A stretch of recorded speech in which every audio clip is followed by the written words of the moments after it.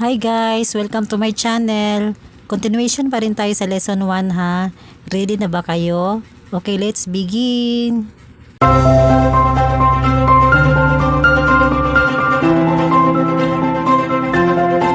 Okay, good morning sa inyong mga langga. Continuation pa rin tayo sa lesson 1 ha.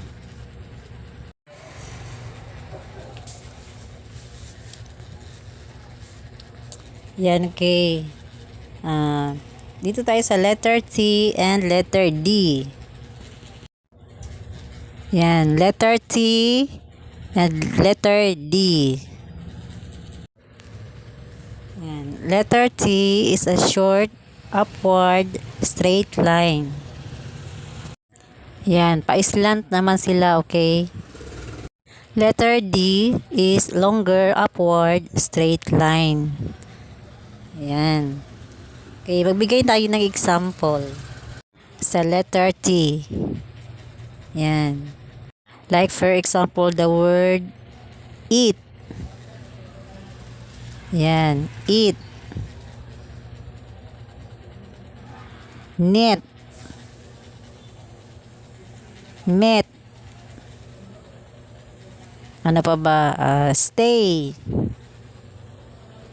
Stay. Dayon, T. Ayan. Okay, what letters did you hear in the word eat? Okay, represented by E and T. Yan. E and T. Yan. Okay. Net. Okay, net is represented by N, E, and T. Only 3 letters. N, E, and T. Okay, the next is meat.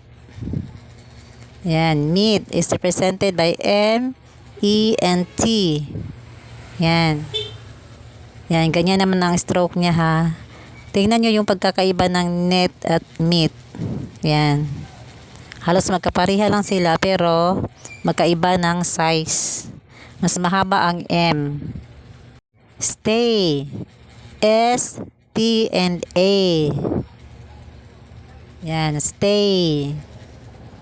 Next is T. Only 2 letters. T and E. Yan, T and E. Yan, ganyan.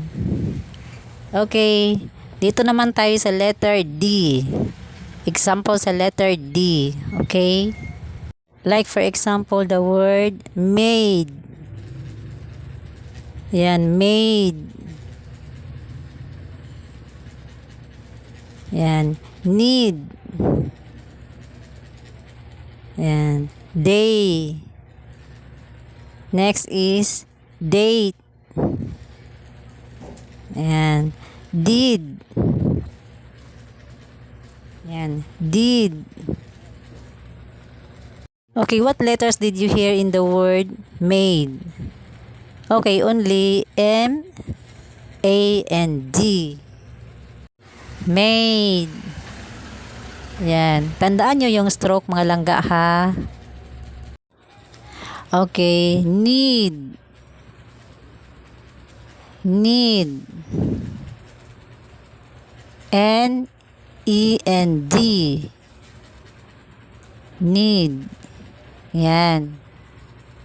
Okay, day. Day is represented by D and A. Okay, D and A. Next is date. Yan, date. Represented by D, A, and T. Yan. D, A, and T. Yan, mahaba yung stroke niya ha. Okay, did. D, E, and D. Okay, did. Ay, sorry, naliitan. Dapat pantay sila, okay? Next. Yan, okay. Ito na yung 9 strokes na napag-aralan natin mga langga. Okay, first is letter A. Yan. Letter A. Big circle. Yan, damihan natin. Big circle. Yan. Yan. Okay. E. E. A tiny circle. Yan.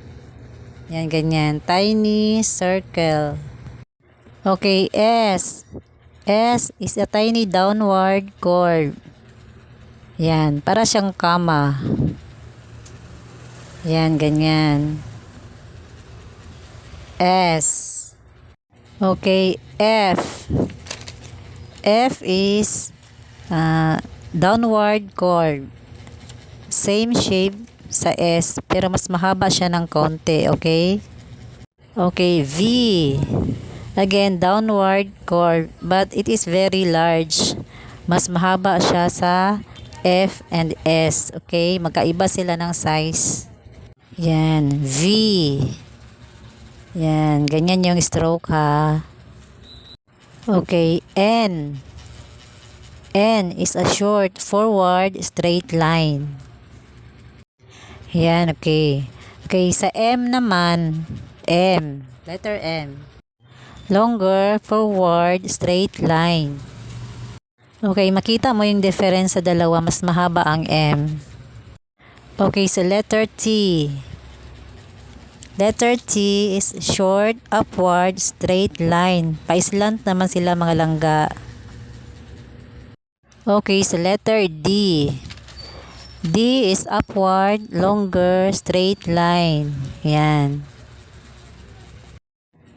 Yan. Okay, we studied 9 strokes. Thank you for watching. Don't forget to subscribe my channel. Bye-bye. God bless.